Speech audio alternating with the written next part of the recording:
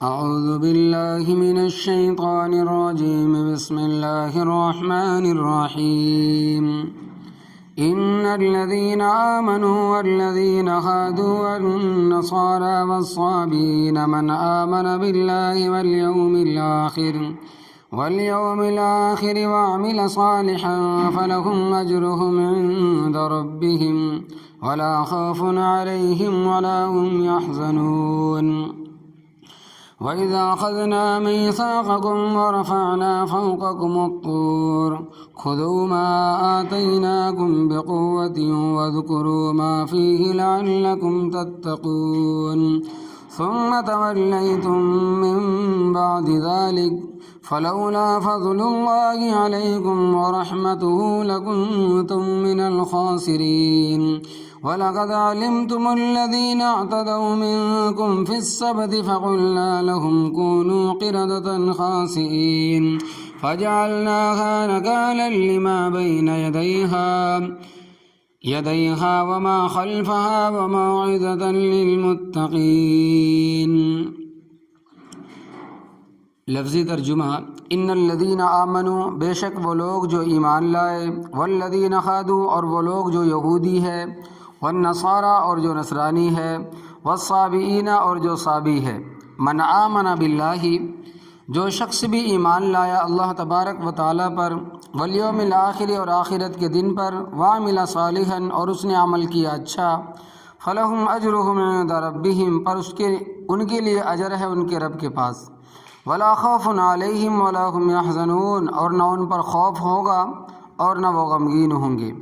وَإِذَا أَخَذْنَا مِيثَاقَكُمْ، اور جب لیا ہم نے تم سے پختہ عہد، وَرَفَعْنَا فَوْقَكُمُ الطُّورَ، اور بلند کیا ہم نے تمہارے اوپر طور پہاڑ کو.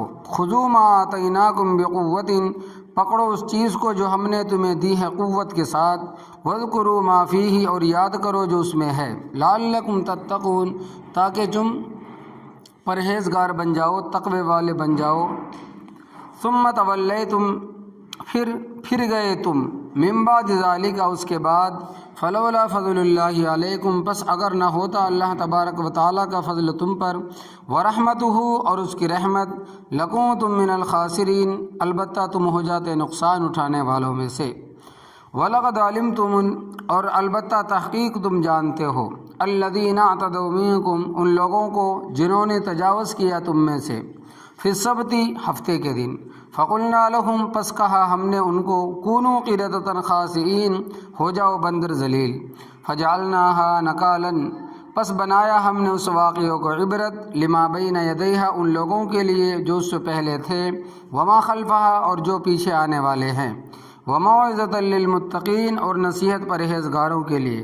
ربط: اس سے پہلے یہودیوں کا ذکر تھا جو حضرت موسیٰ علیہ السلام کے دین پر چلنے والے تھے کہ اللہ تبارک و تعالیٰ نے ان کو بے شمار نعمتوں سے نوازا، مگر انہوں نے بے قدری کی.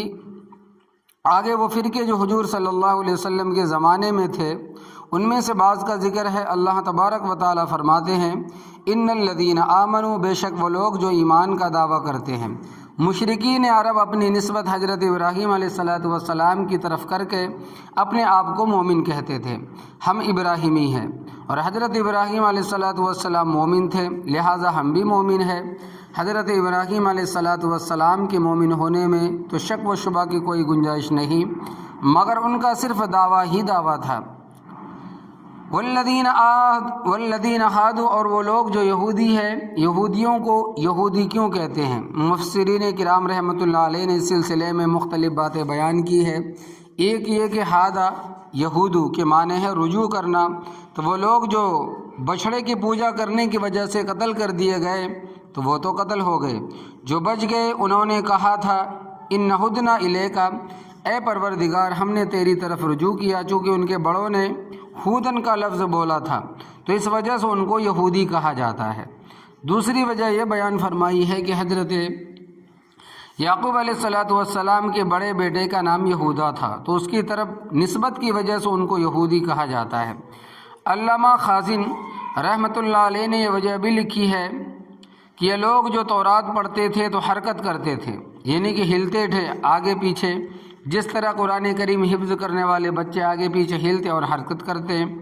تو تحوّض کے معنی حرکت کرنا بھی آتا ہے، تو اس وجہ سے ان کو یہودی کہا جاتا ہے۔ وہ لوگ جو تورات پڑھتے وقت حرکت کرتے ہیں، جھومتے ہیں۔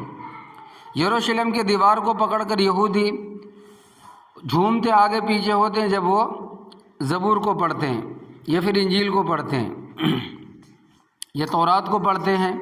والنصارى، اور جو نصرانی ہے، نصارہ کی وجہ تسمیہ، نصارہ نصران کی جمع ہے۔ حضرت عیسیٰ علیہ السلام جس محلے میں پیدا ہوئے تھے اس کا نام تھا ناصرہ، تو اس کی طرف نسبت کی وجہ ہے حضرت عیسیٰ علیہ السلام کو اسی لیے ناصرہ کہا جاتا ہے۔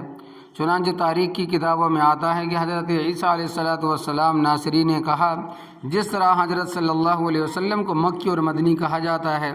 مکی تو اس وجہ سے کہ آپ صلی اللہ علیہ وسلم کی پیدائش مکہ مکرمہ میں ہوئی، اور مدنی اس وجہ سے کہ مدینہ منورہ آپ صلی اللہ علیہ وسلم کا دارالحجرت، اور 10 سال وہاں گزارنے کے بعد وہیں پر آپ صلی اللہ علیہ وسلم کا وصال ہوا، وفات ہوا، اور آپ صلی اللہ علیہ وسلم وہیں مدفون ہوئے۔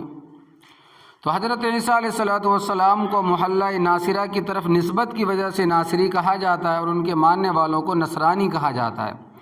اور نصارہ کہنے کی دوسری وجہ یہ بھی بیان فرمائی کہ حضرت عیسیٰ علیہ السلام نے ایک موقع پر فرمایا تھا کہ اللہ تبارک و تعالیٰ کے راستے پر چلنے میں، اور جو کچھ اللہ تبارک و تعالیٰ کی رضا کے لیے میں بیان کرتا ہوں اور لوگ مجھے تکلیف پہنچانے کے در پہ ہیں، من انصاری الی اللہ، کون میری مدد کرے گا اللہ تبارک و تعالیٰ کی رضا کے لیے۔ قال الحواریون نحن انصار اللہ، حضرت عیسیٰ علیہ السلام کی مخلص ساتھیوں نے کہا، ہم ہیں اللہ تبارک و تعالیٰ کے دین کے لیے تمہاری مدد کرنے والے۔ نصرت کے معنی مدد کرنا ہے، چونکہ انصار کا لفظ استعمال ہوا اس وجہ سے ان کو نصارہ کہا جاتا ہے۔ سابعین کا گروہ، والسابعین جو سابی ہے، سبا کا لفظ معنی ہے ایک دین سے دوسرے دین کی طرف پھر جانا۔ اسی وجہ سے مشرکین مکہ حضرت صلی اللہ علیہ وسلم کو اور آپ صلی اللہ علیہ وسلم کے ساتھیوں کو سابی کہتے تھے، جس طرح آج کل حق والوں کو لوگ وہابی کہتے ہیں۔ یہ لوگ آبائی دین سے پھر کر دوسرے دین کی طرف چلے گئے ہیں، حالانکہ یہ صرف ان کا وہم تھا۔ پیغمبر تو پیدائشی طور پر موعد ہوتا ہے اور شرک کے قریب تک بھی نہیں جاتا۔ یہ الگ بات ہے کہ ان کو تبلیغ کا حکم اس وقت ہوتا ہے جب ان کو نبوت عطا کی جاتی ہے۔ حضرت صلی اللہ علیہ وسلم کو 40 سال کی عمر میں تاج نبوت پہنایا گیا۔ اس کے بعد آپ صلی اللہ علیہ وسلم نے تبلیغ شروع کی، مگر وہ لوگ سمجھتے تھے یہ پہلے ہمارے ساتھ تھے اور اب پھر گئے ہیں۔ تو یہ سابی کون لوگ تھے؟ تفسیروں میں ان کے متعلق بہت کچھ لکھا گیا، ان میں سے ایک وجہ یہاں لکھی جاتی ہے۔ سابی ایک فرقہ تھا جو حضرت داؤد علیہ السلام کو مانتے تھے اور زبور پر ایمان رکھتے تھے، نماز روزوں کے قائل تھے، قیامت کو بھی مانتے تھے اور بھی دین کی بہت ساری باتوں کو صحیح مانتے تھے۔ اس کے ساتھ ساتھ ستاروں کی بھی پوجا کرتے تھے، یعنی شرک کی بیماری ان کو لگ گئی تھی۔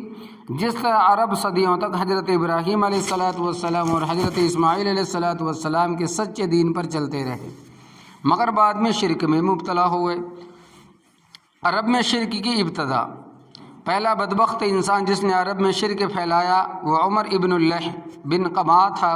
اس سے قبل سارے لوگ موحد ہوتے تھے، اور یہ شخص اخلاق میں اتنا گرا ہوا تھا کہ بخاری شریف کی روایت کے مطابق بیت اللہ شریف کے طواف کے دوران کسی کے کندھے پر عمدہ چادر دیکھتا، یعنی اچھی چادر دیکھتا، تو کنڈی کے ذریعے سے وہ چادر اٹھا لیتا تھا۔ جس طرح مچھلی پکڑنے کی کنڈی ہوتی ہے اس طرح اس نے کنڈی بنائی ہوئی تھی اور کسی لکڑی کے ساتھ جوڑی ہوئی تھی۔ لوگ اپنے شوق میں طواف کرتے اور یہ آرام سے چادر اٹھا لیتا اور اپنے پیچھے ایک تھیلا رکھا ہوا تھا اس میں ڈال دیتا تھا۔ اس وقت منع کرنے والے آدمی تو بہت کم ہوتے تھے، اگر کوئی دیکھ لیتا تو معذرت کر لیتا، اتفاقاً کنڈی اڑ گئی ہوگی۔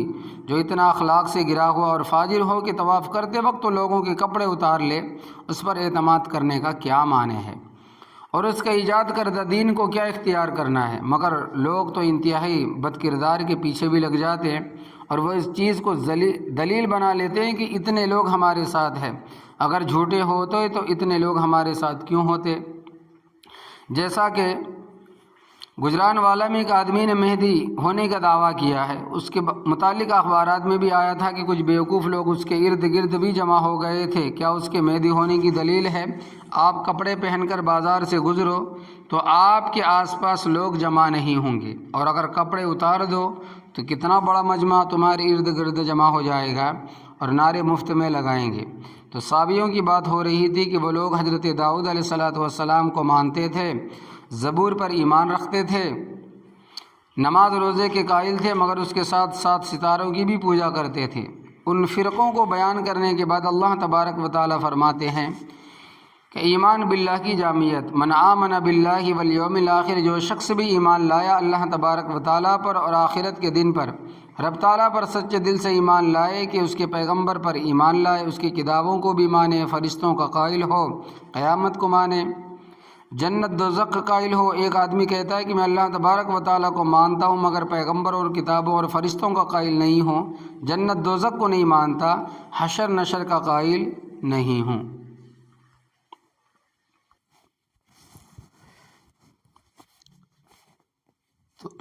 تو یہ تو رب تعالیٰ کو ماننے والا نہیں ہے۔ اور رب تعالیٰ کا ماننا تو یہ ہے کہ جو اس نے کہا ہے اس کو بھی مانے، اور آخرت کو ماننے کا مطلب یہ ہے کہ قیامت کو مانتے ہیں کہ وہ آنے والی ہے۔ اور صرف بات ہی کافی نہیں، ایمان لایا اللہ تبارک و تعالیٰ پر، بلکہ وعمل صالحا، اور اس نے عمل کیا اچھا، یعنی ایمان کے ساتھ ساتھ اعمال بھی اچھے کرے، کیونکہ اچھے برے عمل کا اثر ہوتا ہے اور اس کا دیکھنے والوں پر بھی اثر پڑتا ہے۔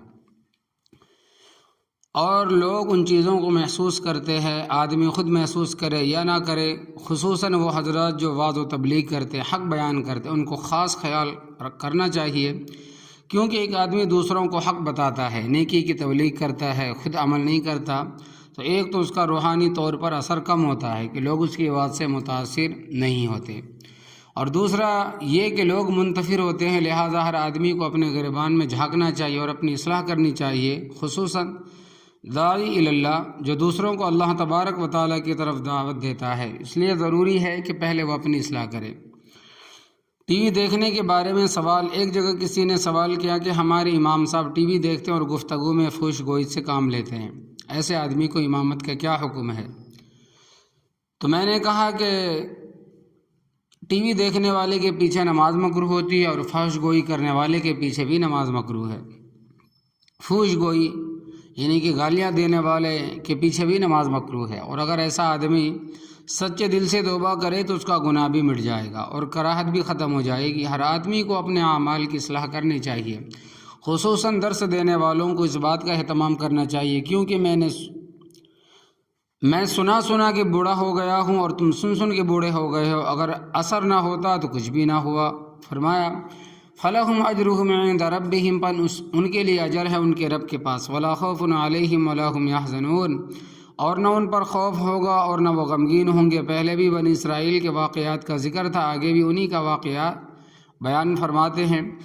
بنی اسرائیل نے وادی سینائی میں پہنچ کر حضرت موسیٰ علیہ السلام سے مطالبہ کیا کہ پہلے ہم فرعون کے غلام تھے اور اب ہم آزاد قوم ہیں، ہمارے لیے کوئی قانون اور دستور ہونا چاہیے۔ اللہ تبارک و تعالی نے ان کو تورات عطا فرمائی تو انہوں نے یہ کہہ کر انکار کر دیا کہ اس کے احکام تو بہت مشکل ہے، ہم ان پر عمل نہیں کر سکتے۔ اس وقت اللہ تبارک و تعالی نے ان سے عہد لیا، اس کا ذکر ہے، فرمایا کہ وَإِذْ أَخَذْنَا مِيثَاقَكُمْ، اور جب ہم نے تم سے پختہ عہد لیا، وَرَفَعْنَا فَوْقَكُمُ الطُّورَ، اور بلند کیا ہم نے تمہارے اوپر طور پہاڑ کو، حکم ہوا خُذُوا مَا آتَيْنَاكُمْ بِقُوَّةٍ، پکڑو اس چیز کو جو ہم نے تمہیں دی ہے، یعنی تورات قوت کے ساتھ، وَاذْكُرُوا مَا فِيهِ، اور یاد کرو جو اس میں ہے اور اس پر عمل بھی کرو، لَعَلَّكُمْ تَتَّقُونَ، تاکہ تم بچ جاؤ رب تعالیٰ کی گرفت سے اور آخرت کے عذاب سے۔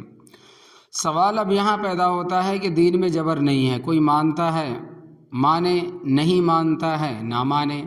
چنانچہ قرآن کریم میں رب تعالیٰ کا ارشاد ہے کہ لا اکراہ فی الدین، دین میں زبردستی نہیں ہے، تو ان سے جبراً تورات منوائی جا رہی ہے۔ طور پہاڑ کو اٹھا کر ان کے سروں پر رکھ کر صاحباں کی طرح، اگر انہیں مانو گے تو یہ پہاڑ تمہارے سروں پر، تو فرماتے ہیں کہ اسی طرح اٹھا کر ان کے سروں پر طور پہاڑ کو رکھ کر صاحبان کی طرح، اگر نہیں مانو گے تو یہ پہاڑ تمہارے سروں پر گرا دیا جائے گا۔ چنانچہ قرآن کریم میں ہے کہ وَإِذْ نَتَقْنَا الْجَبَلَ فَوْقَهُمْ كَأَنَّهُ ذُلَّةٌ، اور ہم نے پہاڑ کو کھیر کر ان کے سروں پر معلق کر دیا، لٹکا دیا، گویا کہ صاحبان ہے چھپر، اس طرح منوانا تو جبر ہے۔ جواب، یہ لا اکراہ فی الدین کی مدد میں نہیں آتا، کیونکہ ان کو جبر اسلام میں داخل نہیں کیا جا رہا، بلکہ وہ اسلام لا چکے ہیں، اور حالت اسلام میں انہوں نے اللہ تبارک و تعالیٰ کے ساتھ عہد کیا تھا کہ ہمیں کتاب دو، ہم اس پر عمل کریں گے، مگر اس عہد پر وہ قائم نہ رہے۔ چنانچہ چھٹے پارے میں آتا ہے فَبِمَا نَقْضِهِم مِّيثَاقَهُمْ لَعَنَّاهُمْ، بے وجہ ان کے عہد کو توڑنے کے ہم نے ان پر لعنت کی، چونکہ انہوں نے عہد کو توڑا اس لیے ان کے ساتھ یہ کارروائی کی گئی۔ اس کو آپ اس طرح سمجھیں کہ مرتد کی سزا، کسی کافر کو اسلام لانے پر مجبور نہیں کیا جائے گا، اس کو کہا جائے کہ تو اسلام قبول کر ورنہ تجھے قتل کر دیں گے۔ ہاں اگر کوئی شخص مسلمان ہونے کے بعد مرتد ہو جائے تو اس کو ضابطے کے مطابق تک قتل کیا جائے گا، اور اب اس قتل کو اس لیے کیا جائے گا کہ اس نے اسلام قبول کر کے اللہ تبارک و تعالی اس کے رسول کے ساتھ جو عہد کیا تھا لا الہ الا اللہ محمد الرسول اللہ، اس کو توڑ دیا ہے، تو ان پر جبر عہد توڑنے کی وجہ سے ہوا۔ ثم تولیتم، پھر گئے تم من بعد ذالک، اس کے بعد تورات پر تم نے پورا عمل نہ کیا۔ فلولا فضل اللہ علیکم، پس اگر نہ ہوتا اللہ تبارک و تعالیٰ کا فضل تم پر، ورحمتہ، اور اس کی رحمت، لکنتم من الخاسرین، البتہ تم ہو جاتے نقصان اٹھانے والوں میں سے۔ لیکن اس کے باوجود اللہ تبارک و تعالیٰ نے تم پر اپنی رحمت کا دامن پھیلائے رکھا، تمہیں صحت دی، رزق دیا، اولاد دی، مال اور دولت سے نوازا۔ آگے بنی اسرائیل کے ایک اور واقعہ کا ذکر ہے۔ حضرت داؤد علیہ السلام کا زمانہ تھا، بحر قلزم کے کنارے ایلا نامی ایک شہر تھا جس کو آج کل ایلات کہتے ہیں، اور یہودیوں کی بندرگاہ ہے۔